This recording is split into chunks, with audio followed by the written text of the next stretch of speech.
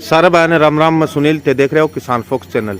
दोस्तों मैं पूछ रहा हूँ सित्थल कमाए जो केसरी प्रो बास है बी कमाए ने, तो उरे देश राम जी को जो लड़को है वो कलेक्टर बने है, तो बठे एक जोरदार प्रोग्राम चाल रहा है, खुशी बांटी जा रही है। तो मैं भी कमाई शरीक हो तो मिलावा थाने माँ का मम्मी पापा हूँ और भाई साहब। राम राम जी। राम नाम देश राम खेदड़ ऐसा लड़को जन्म से ही बहुत होनहार है। यो संता की देन है। किठाना का एक रामेश्वर जी मास्टर होया करता, प्रीतानंद जी महाराज है, बाकी दयाऊं यो और बचपन से हर चीज में होनहार है और एक संत प्रवृत्ति को और होशियार बच्चा है। होशियार बच्चा और जीवों पे बहुत दया रखे, गरीबा पर दया रखे। ये विनय राज हैं और ये गरीबों पर भी बहुत दया करता है, बूढ़े बुजुर्गों पे बहुत दयालु है। और पढ़ाई ये खुद ने की है, अपनी मेहनत से की है। मैंने तो गणित सिखाया था इसको। मतलब रियल में ही थारी नजर में एक अच्छा लड़का है। बहुत ही अच्छा लड़का है। इन्हें कई गुण सिखाई की अच्छाई बढ़ाई करी, गुण सिखा कितनी बढ़ाई करा इतनी कमा। इनका जो संस्कार है संत महात्माओं का संस्कार है, कोई भी गलत है को नहीं। और अपनी पढ़ाई खुद करिए, खुद ही बताई कि मैं IIT करूँगा। अच्छा जी। तो मत इन कहो IIT मत करे यार, मैं ITI करेड़ हूँ भाई IIT हो यो क्यों नहीं पापा, IIT और ITI में बड़ो फर्क है। मैं क्यों गणित में दो जोड़ा है, 3 जोड़ा है तो भी भाई 7 हुए, 2 और 3 और 2 भी भाई 7 हुए। तो क्यों पापा कौन समझे जना का कोई सर अब IIT करेड़ा भी मिलवायो मैंने क्यों पापा ऐसे समझाऊंगा। तो बा मैंने बताया कि IIT बहुत बड़ी एक संस्था है, भी जो इंजीनियर निकला वो बहुत बड़ा इंजीनियर हुआ। बाकी मेरे समझ में आई, मैंने कहा भाई जो इच्छा हो वो कर ले। और यो पहले IIT करी और भी के बाद में IAS हो। अब यो IAS में वो की मेहनत है कि लगन है। ज़्यादातर क्या है कि बच्चे ने माँ बाप तंग करेगी तो यो बन। हाँ वो सबसे बड़ा घाटो है। तो हाँ मैं तो इन्हें यही कौन की के बने, बिल्कुल यो आप ही बन तो जा रहे हैं। मतलब तारी तरफ आई सपोर्ट कोई दबाव जो नहीं, लड़को बस जो भी करे वो कर जो इच्छा है वो कर। अभी वो रिजल्ट भी बढ़िया आयो। रिजल्ट बहुत बढ़िया है। अभी विनय की मम्मी है, वह भी टीचर ही, तो बाहू भी आप बातचीत करा। हाँ जी। हाँ मैं विमला चौधरी, व्याख्याता हिंदी, बड़ा गांव स्कूल में कार्यरत हूँ। और बच्चे का भी साल IAS में सिलेक्शन हुआ है। इससे पहले 6 अटेम्प्ट दे चुका है, लेकिन उसमें इंटरव्यू में 2-3 बार नंबर कम रह गए, किसी कारण से नहीं हो पाया था। तो इसकी हार्दिक इच्छा थी IAS बनने की।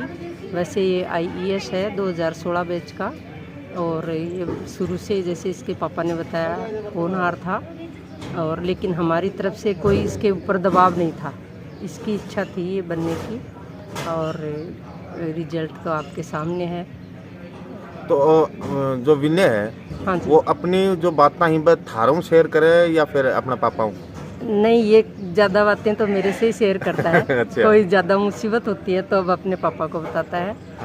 और बिना कोचिंग के इसने जो जितनी पढ़ाई करी है उसमें किसी कोचिंग की सहायता नहीं ली है। इसने अपनी सेल्फ स्टडी जॉब के साथ करी है। विनय है वो बचपन से ही है, मतलब हाँ बचपन से ही होनहार था। थोड़ा ये शर्मीला तो है, हाँ। शर्मीला प्रवृत्ति का है, और होनहार है, इंटेलिजेंट है शुरू से। जैसे इसकी 11th क्लास में था तो इसके बायोलॉजी और मैथ दोनों सब्जेक्ट से इसने करी थी तैयारी, और नीट और IIT दोनों में सिलेक्शन हुआ था।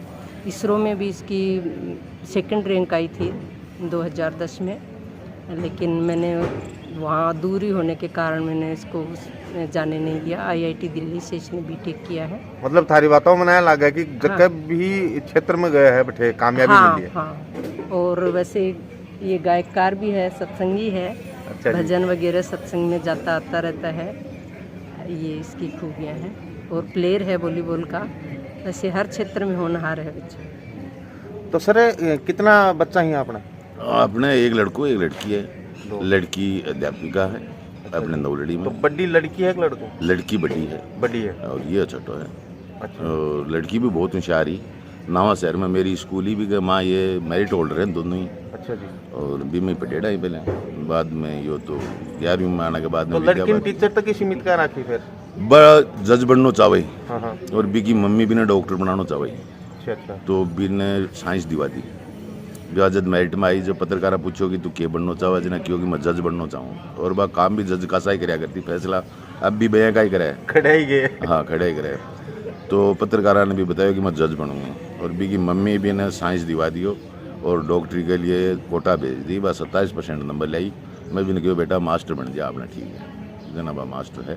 तो वो तो भी कैसा गए मतलब नुकसान होगो नहीं, बाद में भी बात जजाड़ी रुचि खत्म होगी, वो कोटा जाना हूँ भी वो टाइम टेबल पढ़ाई को बिगड़ गो, कोटा में जाके भी कोई प्रोग्रेस को करी, नुकसान हो भी।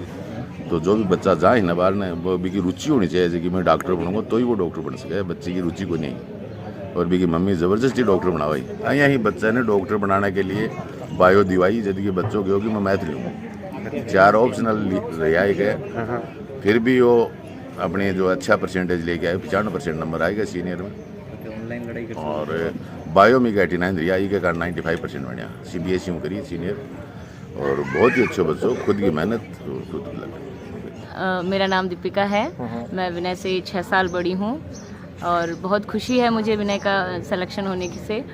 और शुरू से ही ये बहुत मेहनती और अपने लगन से पढ़ाई करता रहता था। घर में एक अलग ही किस्म का बच्चा था ये शुरू से ही। बहुत खुश हूँ एक साल पढ़ता के नहीं, मैं क्योंकि इसे 6 साल नहीं, क्योंकि मैं इसे 6 साल बड़ी थी तो मैंने इसे एज ए मतलब छोटे भाई के बजाय बच्चे के जैसे ही इसे पाला है शुरू से ही, क्योंकि काफ़ी डिफरेंस हो गया ना हमारी एज का, और स्कूलिंग हमारी दोनों की अलग अलग ही थी। तो पढ़ाई में खुद ही पढ़ता था, बस कॉपी कापी चेक करता क्या करा?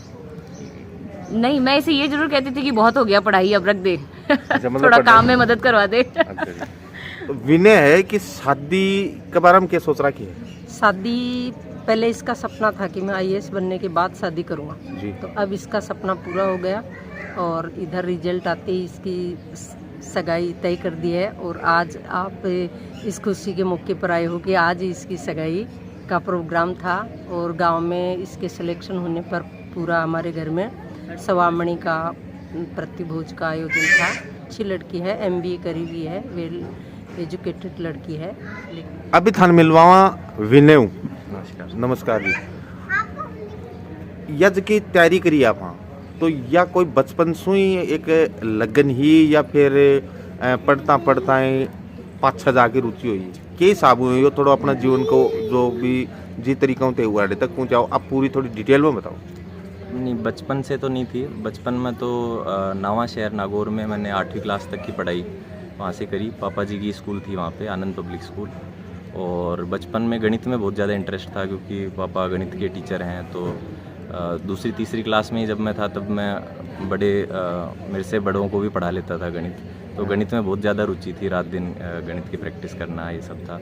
तो उसके बाद 9th 10th मैंने खेतड़ी नगर कोपर से की। वहाँ से मैंने इंग्लिश मीडियम में, मैं हिंदी मीडियम से इंग्लिश मीडियम में शिफ्ट हुआ। तो 9th 10th वहाँ से करने के बाद 11th 12th क्लास मैंने सीकर में विद्या भारती पब्लिक स्कूल से बायोलॉजी और मैथ्स दोनों के साथ की। वहाँ मुझे थोड़ा एक्सपोजर मिला IIT और PMT इन एग्ज़ाम्स के बारे में। तो उसके बाद मेरी 12th के साथ ठीक ठाक रैंक आई थी, पर उस पर अच्छी कॉलेजेस मुझे नहीं मिली थी। तो मैंने 12th के बाद 1 साल ड्रॉप लेके कोटा में तैयारी की थी।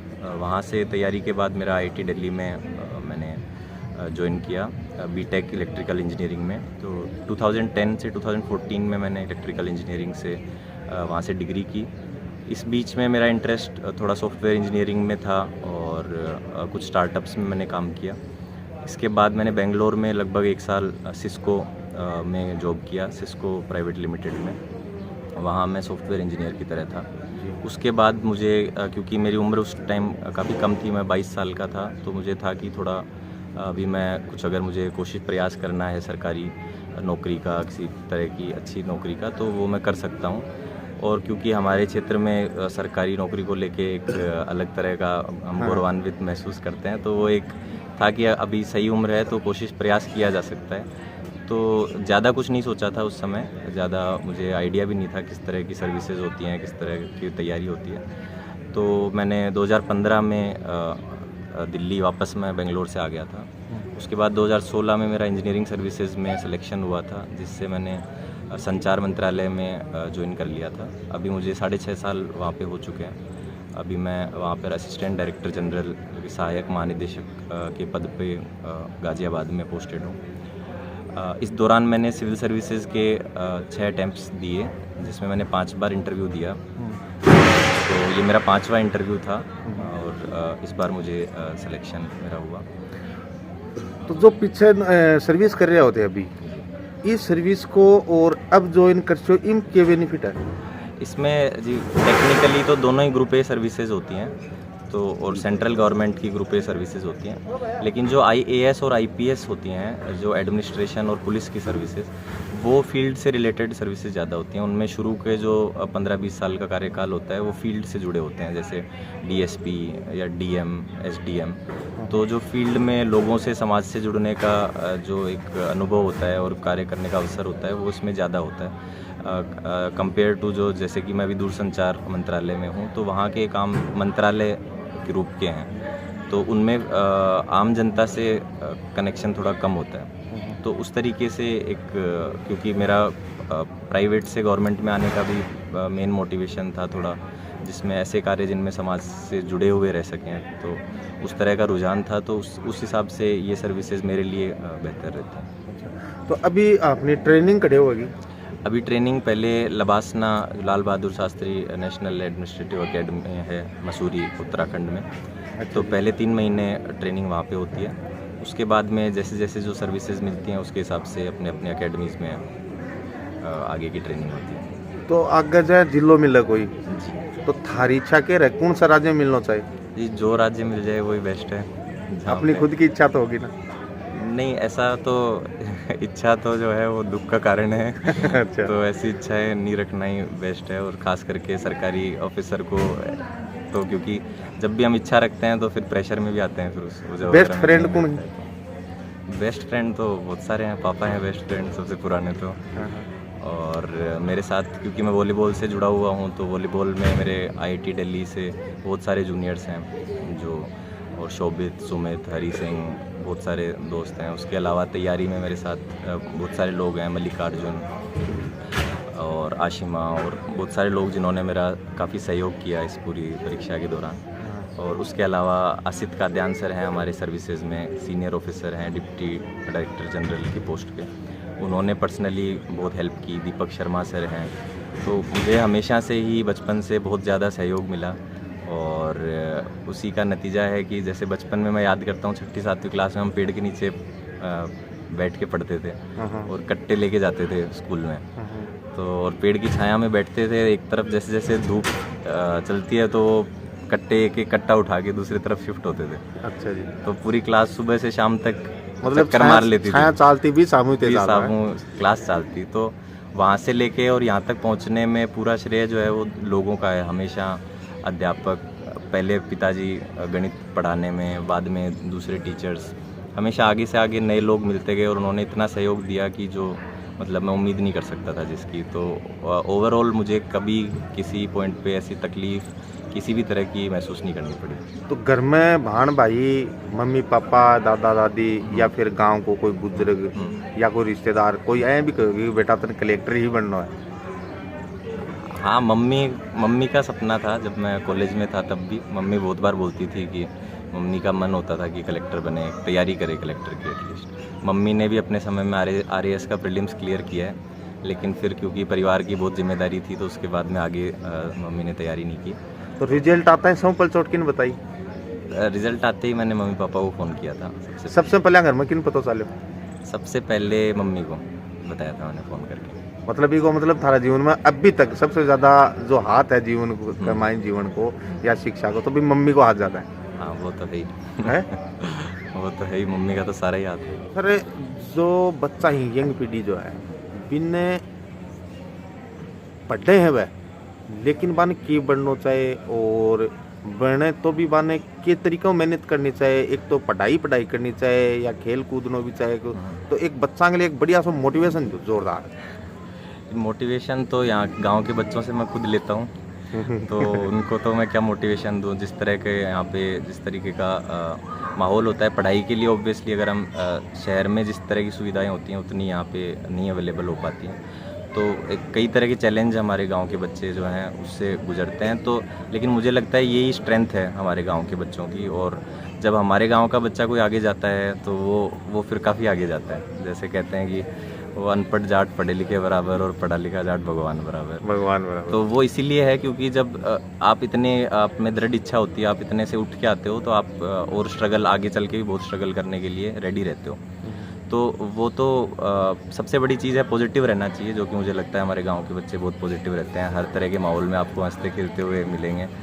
तो पॉजिटिव रह के, जैसे कहते हैं कि जो पॉजिटिव आदमी होता है वो रास्ते में पत्थर भी मिलता है तो उसकी सीढ़ी बना लेता है। तो उस तरह की पॉजिटिविटी रखनी चाहिए। पढ़ाई एक अंग है पूरे जीवन का।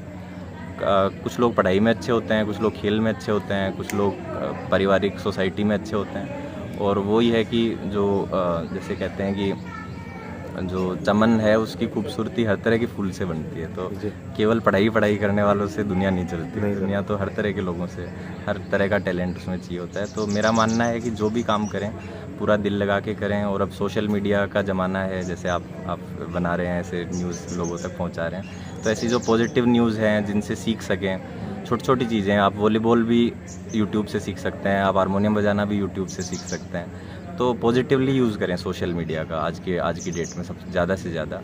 तो बहुत कुछ है। अब वो ज़माने नहीं रहे जब जो ज्ञान जो है वो कुछ ही लोगों तक सीमित रहता था।